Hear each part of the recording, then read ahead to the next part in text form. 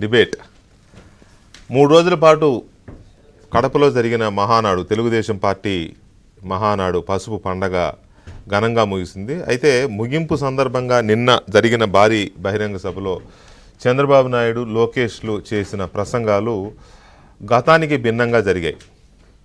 ఏంటా గతానికి భిన్నంగా జరిగాయంటే, ఎప్పుడు పార్టీ విధానాలు నెక్స్ట్ రాబోయే ఏడాది కాలానికి 2 ఏళ్ల కాలానికి పార్టీ ఏం చేయాలనుకుంటుంది, సంక్షేమ పథకాలు, పరిపాలనలో తీసుకురావాల్సిన సంస్కరణలు, కార్యకర్తలకు ఏం చేయాలనుకుంటున్నాం, ఈసారి ఏ వర్గాలకు మేము ప్రాతినిధ్యం ఇవ్వబోతున్నాం అనే ఎజెండాతో ప్రతి మహానాడు జరుగుతుంది. రాజకీయ తీర్మానంలో కూడా రాజకీయంగా పార్టీ ఎలాంటి నిర్ణయాలు తీసుకోవాలి, తర్వాత కార్యకర్తలకు ఎలాంటి ప్రయారిటీస్ ఇవ్వాలి, కార్యకర్తలకు ఇచ్చే గుర్తింపు, పదవులకు సంబంధించి కానీ ఇటువంటి విషయాల్లో, సామాజిక అంశాల్లో కానీ సంక్షేమ అంశాల్లో కానీ ఇటువంటి విషయాల మీదనే ఎక్కువగా ప్రతి మహానాడు ఫోకస్ చేస్తుంది. కానీ ఈసారి నిన్నటి బహిరంగ సభ చూస్తే మహానాడు పర్సెప్షనే వేరుగా ఉంది. ఇందాక నేను చెప్పినవన్నీ ఉన్నాయి, అడిషనల్గా కొత్తది వచ్చి చేరింది. ఏంటి అంటే ఉగ్రవాదుల్ని ఏరేయడం. ఉగ్రవాదుల్ని ఏరేసే పని రాష్ట్ర ప్రభుత్వాన్ని కాదు, కేంద్ర ప్రభుత్వాన్ని. రాష్ట్ర ప్రభుత్వం అయితే గీతే తీవ్రవాదులు, నక్సలైట్లు, జేబు దొంగలు, లేకపోతే ఈ స్మగ్లర్లు ఇట్లాంటి వాళ్ళ గురించి ఆలోచిస్తారు. కానీ ఉగ్రవాదుల స్థాయిలో రాష్ట్ర ప్రభుత్వాలు ఆలోచించవు. అయినా చంద్రబాబు నాయుడు గారు దాని మీద ఎక్కువ స్ట్రెచ్ చేసి మాట్లాడాడు. ఏంటి ఆయన చెప్పే ఇదేంటంటే, ఇటీవల మన దేశం చేసిన ఆపరేషన్ సింధూర్ ఏదైతే జరిగిందో, ఐఎస్ఐ ప్రేరేపిత ఉగ్రవాదులను అంతమొందించే దిశగా జరిగిన ఆపరేషన్ సింధూర్ స్ఫూర్తితో ఆర్థిక ఉగ్రవాదులను నిర్మూలిస్తామన్నారు. అంటే ఆపరేషన్ సింధూర్ని అడ్మినిస్ట్రేషన్కి సింక్ చేశారు చంద్రబాబు నాయుడు గారు.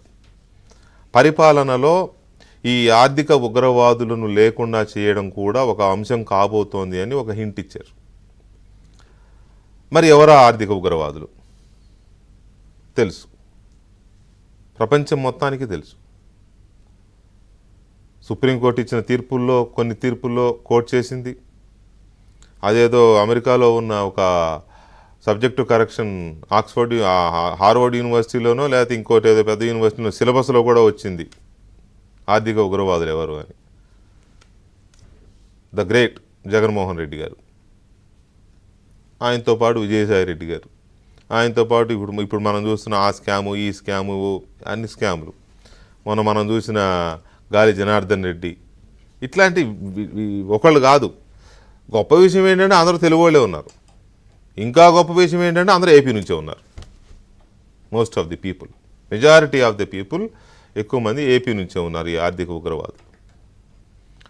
ఇది ఘనకార్యం అనుకుందామా, ఘనంగా చెప్పుకుందామా, సిగ్గుపడదామా?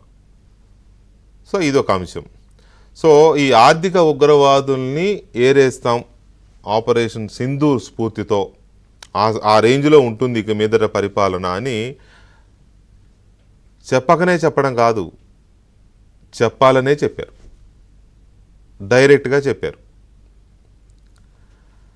సో ఆ ఏరువేత కార్యక్రమం ఆల్రెడీ మొదలైంది. లిక్కర్ స్కామ్లో పెద్ద తలకాయ తప్ప అన్ని తలకాయలు జైల్లో ఉన్నాయి, విచారణ జరుగుతోంది. దాంట్లోకి ఎన్ఫోర్స్మెంట్ డైరెక్టరేట్ కూడా ఎంటర్ అయ్యింది, చూస్తున్నాం మనం. ఇంకొక స్కామ్లో ఇంకొకటి జైల్లో ఉన్నాడు, ఇంకొక స్కామ్లో ఇంకొకటి జైల్లో ఉన్నాడు, ఇంకొక కేసులో ఏకంగా ఐపీఎస్లే జైల్లో ఉన్నారు, విచారణ ఎదుర్కొంటున్నారు.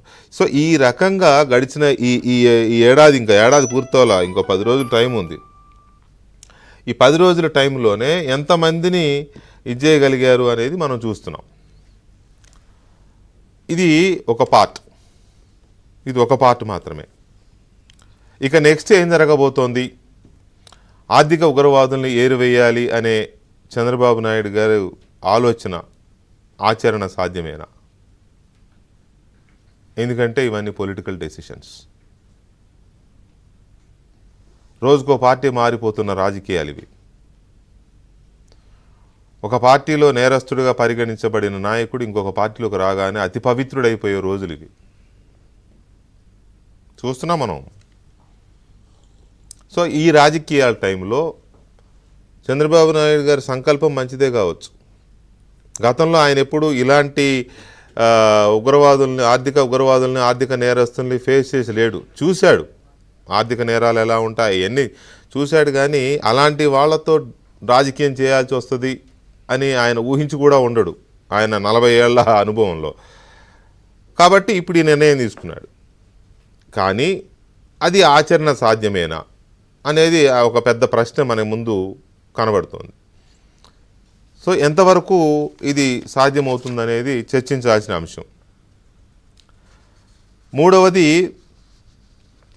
ఇప్పటికే చాలా స్కాముల్ని ఐడెంటిఫై చేశారు. ఒక రకంగా చెప్పాలంటే ఆంధ్రప్రదేశ్ అనేది ఇప్పుడు స్కాముల పుట్ట.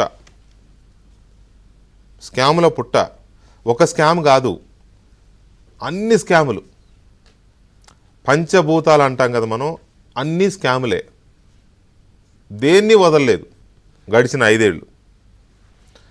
ఈ స్కాములన్నింటినీ తవ్వుతుంటే పుట్టలు పగులుతుంటే ఇగో ఈ ఆర్థిక ఉగ్రవాదులు అందరూ బయటపడుతున్నారు. పెద్ద పెద్ద మాఫియాలు బయటపడుతున్నాయి.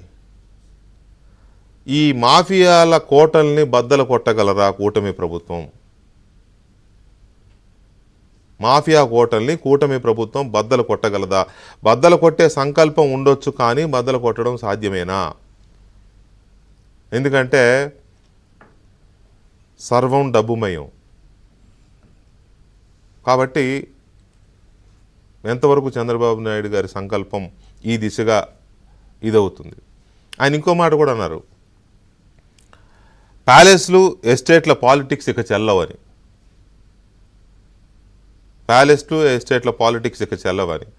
క్లియర్గా అర్థమైపోతుంది. ఈ ప్యాలెస్లు పాలిటిక్స్, ఎస్టేట్లు పాలిటిక్స్. ప్యాలెస్ అంటే జగన్మోహన్ రెడ్డి, ఎస్టేట్ అంటే వైఎస్ ఎస్టేట్ అక్కడ ఉంది కదా ఇడుపులపాయలో. సో ఇడుపులపాయ, దాని పేరే ఇడుపులపాయ ఎస్టేట్ అంటారు. సో ఇటువంటి ప్యాలెస్లు ఎస్టేట్ల పాలిటిక్స్ ఇక చెల్లవు అని చంద్రబాబు నాయుడు అన్నారు అంటే జగన్మోహన్ రెడ్డిని ఉద్దేశించే. అది ఎంతవరకు చేయగలుగుతారు అనేది ఒక పాయింట్ అయితే, జగన్మోహన్ రెడ్డికి అర్థమవుతోందా అనేది ఇంకొక అంశం. సో వీటి మీద ఇంకొంచెం డీటెయిల్గా చర్చను చూద్దాం మనం ఒక చిన్న బ్రేక్ తర్వాత.